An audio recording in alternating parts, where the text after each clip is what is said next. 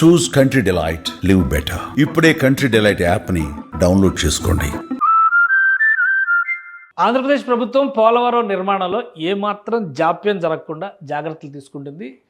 High level work అంటే ఏదైతే complicated works అనుకున్నారో వాటిని వీలైనంత వేగంగా పూర్తి చేయాలని చెప్పని ఇంజనీర్లు, అధికారులు, కాంట్రాక్ట్ సంస్థ కూడా భావిస్తుంది. ఈ క్రమంలోనే 150 టన్నుల బరువు ఉన్నటువంటి క్రేన్ ఎస్టాబ్లిష్మెంట్ కంప్లీట్ అయినట్టుగా పోలవరం అధికారులు ప్రకటించారు.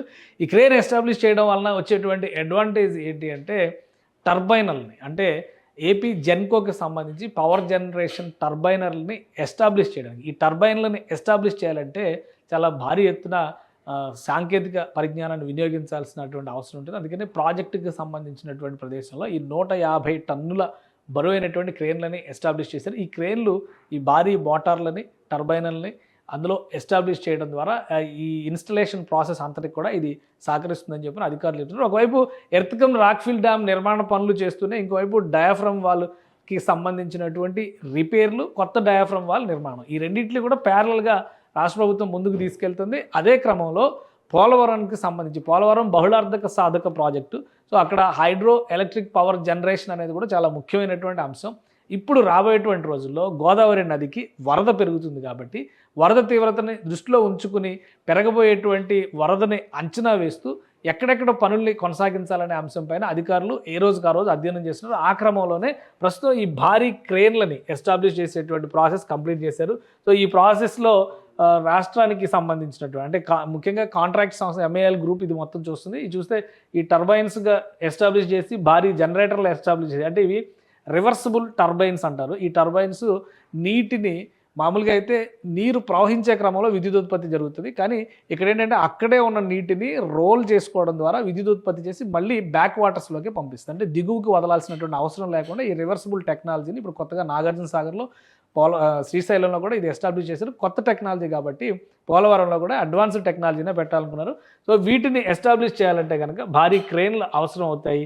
ఇందులో ఈ జనరేటర్స్ని వాటిని ఇందులో ఎస్టాబ్లిష్ చేస్తారు. ఈ టర్బైన్లకు సంబంధించినటువంటి టెక్నాలజీలో భారీ క్రేన్ల వినియోగం జరుగుతుంది కాబట్టి క్రమక్రమంగా వరద తీవ్రత పెరుగుతుంది. దీన్ని దృష్టిలో పెట్టుకునే ఈ పనులను వేగవంతం చేసింది పోలవరం కాంట్రాక్ట్ సంస్థ ఎంఈఐఎల్. సో దీనికి సంబంధించి చూస్తే కనుక ఇక్కడ 2 అంశాలని మెన్షన్ చేస్తున్నారు. టెస్టింగ్ అండ్ కమిషనింగ్ 2 కంప్లీట్ అయిపోయినాయి. దాన్ని పరీక్షించారు, ఎస్టాబ్లిష్మెంట్ కూడా చేశారు. 150 of 330 ton electric overhead traveller cranes ఇవన్నీ కూడా ఎస్టాబ్లిష్ చేసుకుంటూ ముందుకు నడిపే విధంగా అక్కడ ఉండేటువంటి పనులన్నింటినీ ముందుకు నడపాలంటే కనుక ఈ క్రేన్ల ఎస్టాబ్లిష్మెంట్ చాలా ముఖ్యమైనది. Full load test of 150 ton crane conducted successfully met all performance expectations అని చెప్పని అధికారులు అనౌన్స్ చేశారు. అలానే these cranes are crucial for turbine and generator installation in the power house. So ఇది పోలవరం హైడ్రో పవర్ హౌస్కి సంబంధించినటువంటి కీలక దశగా మనం చూడాల్సి ఉంటుంది. ఎందుకంటే ఒకవైపు rockfill dam, ఎర్తకం rockfill dam, diaphragm wall ఇవన్నీ కూడా నీటి తీరుగా వచ్చేటువంటి ప్రవాహానికి, నిర్మాణానికి కావాల్సినటువంటి వెసులుబాటు కల్పించడానికి ఉపయోగపడేటువంటి పవర్ హౌస్కి మాత్రం ఇది చాలా క్రూషియల్ అంశం కింద మనం చూడాల్సి ఉంటుంది.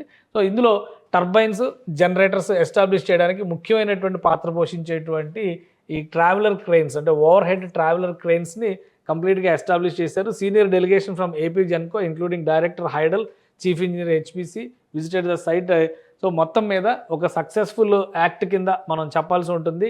పోలవరంలో ఈ భారీ టర్బైన్లకు సంబంధించినటువంటి యాక్టివిటీలో కీలకమైనటువంటి దశగా ఈ క్రేన్ల ఎస్టాబ్లిష్మెంట్ని చూడాలి. గత కొద్ది రోజులుగా మనం చూస్తే కనుక వర్షాలు పడుతున్నాయి, ఎగువన ఉన్నటువంటి మహారాష్ట్రలో వర్షాలు పడుతున్నాయి, గోదావరిలో నీటి తీరువ పెరుగుతుంది కాబట్టి దానికి తగ్గట్టుగా పనుల్లో మాడిఫికేషన్స్ చేసుకుంటూ అధికారులు ముందుకు సాగుతున్నారు. కాంట్రాక్టర్ సంస్థకు సంబంధించినటువంటి బృందాలను కూడా గైడ్ చేస్తున్నారు. మధ్య మధ్యలో విదేశీ నిపుణుల బృందం కూడా ఈ ప్రాంతాన్ని సందర్శిస్తుంది. వర్క్స్ జరుగుతున్నటువంటి తీరుని పరిశీలించేందుకు కేంద్ర జలవనరుల విభాగం కూడా సిడబ్ల్యూసికి సంబంధించినటువంటి నిపుణుల బృందం కూడా ఇందులో ఇన్వాల్వ్ అవుతుంది. ఎప్పటికప్పుడు పనులు జరుగుతున్న తీరుని అంచనా వేయడం, జరగాల్సినటువంటి పనులు, వాతావరణంలో నీటి తీరువలో వస్తున్నటువంటి మార్పులు, ఈ రెండింటిని అధ్యయనం చేయడం ద్వారా ప్రాపర్ గైడెన్స్తో ముందుకెళ్తున్నారు. ఎట్టి పరిస్థితుల్లో 2027లో పోలవరం నుంచి వాటర్ రిలీజ్ చేయాలని చెప్పని రాష్ట్ర ప్రభుత్వం భావిస్తుంది. దానికి తగ్గట్టుగానే బహుళార్థక సాధక ప్రాజెక్టు కాబట్టి నీటి నిర్వహణకు సంబంధించి, హైడ్రో పవర్ జనరేషన్కి సంబంధించి, మరోవైపు నిర్వాసిత ప్రాంతాల్లో జరగాల్సినటువంటి కార్యాచరణ, వీటన్నిటిని కూడా సమన్వయం చేసుకుంటూ ఆంధ్రప్రదేశ్ ప్రభుత్వం ముందడుగు వేస్తుంది. అనుకున్న సమయానికి పోలవరం ప్రాజెక్టును ఆవిష్కరించాలని భావిస్తుంది. సో హైడ్రో పవర్ జనరేషన్కి సంబంధించినటువంటి అంశంలో ఇది ఒక కీలక ముందడుగుగా మనం భావించాల్సి ఉంటుంది. సుమన్ టీవీలో మీ పర్సనల్ అండ్ బిజినెస్ ప్రమోషన్స్ కోసం కింది నెంబర్కి కాంటాక్ట్ చేయండి.